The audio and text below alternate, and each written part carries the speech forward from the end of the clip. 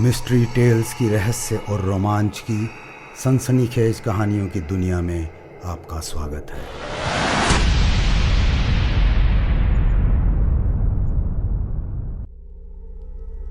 शाम के 8 बजे थे। दिल्ली में कड़ाके की सर्दी थी और उस पर धुंध का गहरा साया।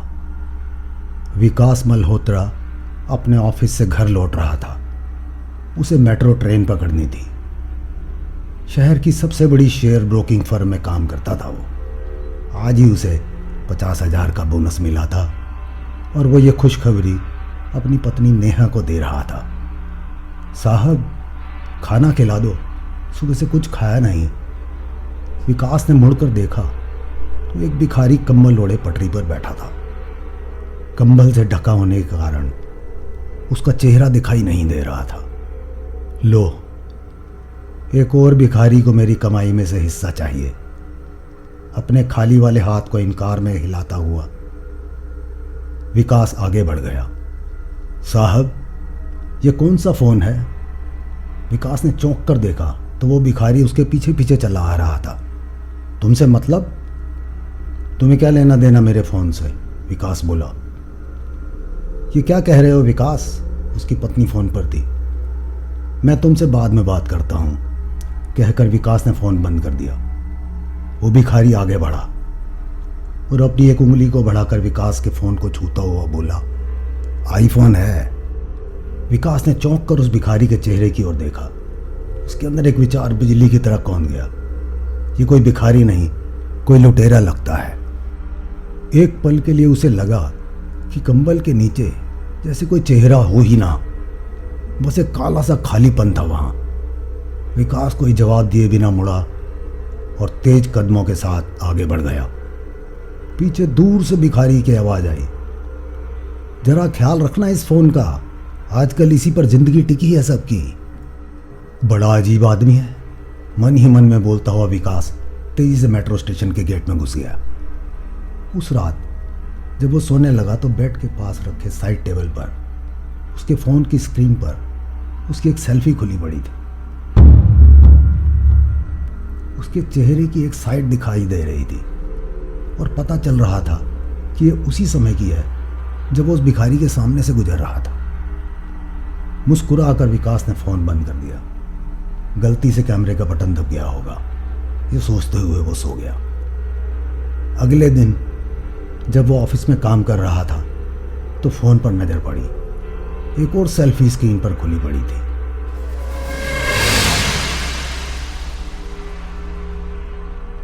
इसमें वो अपने बॉस के कमरे में खड़ा था।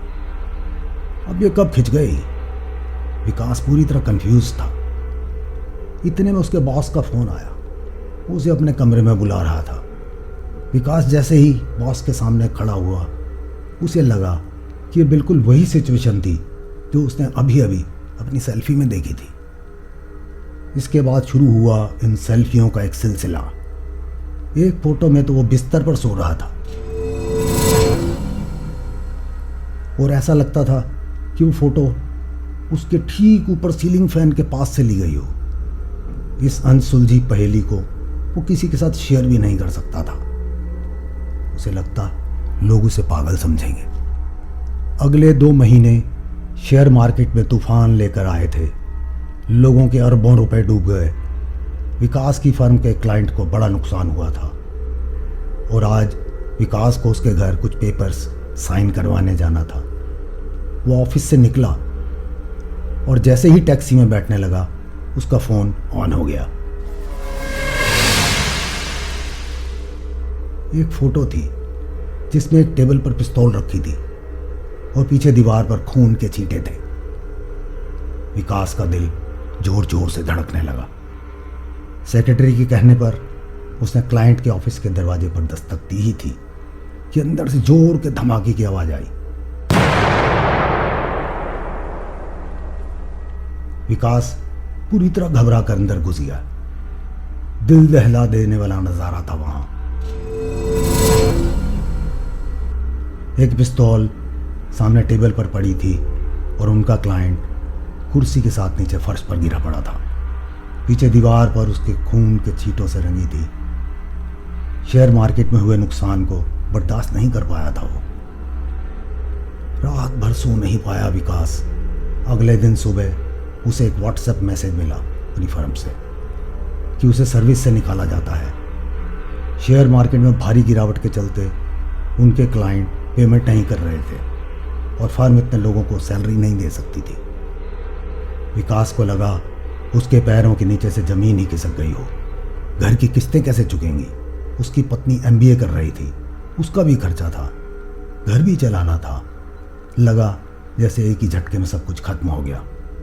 नेहा अपने इंस्टीट्यूट के लिए निकल गई थी।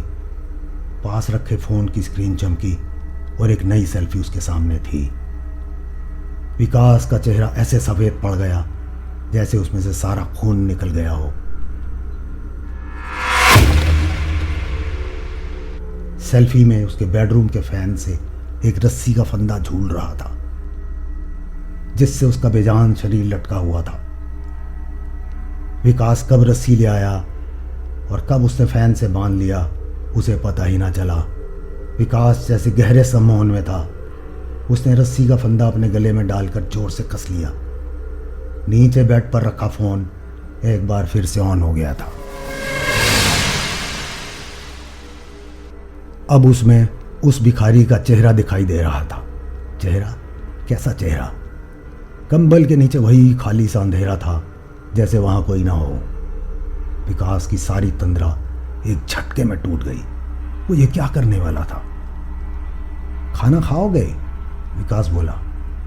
उस शाम ठीक 8 बजे खाना बंधवा कर विकास वहीं चला आया था जहाँ उस दिन उस भिखारी से उसकी मुलाकात हुई थी। कंबल में लिपटे हुए अपने चेहरे को उठाकर वो बोला, शुक्रिया शुक्रिया। अरे अपना फ़ोन तो दिखाओ, मुझे अच्छा लगता है उसे देखना। विकास ने अपनी जेब से फ़ोन निकाला और उस भिखारी की ओर बढ़ाकर बोला, तुम्हें चाहिए ये फ़ोन? अरे नहीं नहीं, मैं क्या करूँगा इसका, भिखारी बोला और अपनी उंगली से उसे छूता हुआ बोला, संभाल कर रखो इसे, तुम्हारा बहुत काम आएगा। भिखारी उठ खड़ा हुआ, मुझे अब जाना है, तुम्हारा भला हो, ये कहकर चल दिया वो। विकास हाथ में फ़ोन लिए देर तक देखता रहा उसे और फिर एक बार फ़ोन की स्क्रीन ऑन हो गई। इस सेल्फी में वो वहीं खड़ा मुस्कुरा रहा था जहां वो अभी खड़ा था। सेल्फी देखते ही उसके चेहरे पर भी सेल्फी जैसी मुस्कान छा गई। उसके फ़ोन पर आने वाली आखिरी सेल्फी थी वो। ये कहानी आपको कैसी लगी कमेंट करके ज़रूर बताएं। ऐसी और कहानियाँ देखने सुनने के लिए लाइक, शेयर और सब्सक्राइब करना ना भूलें।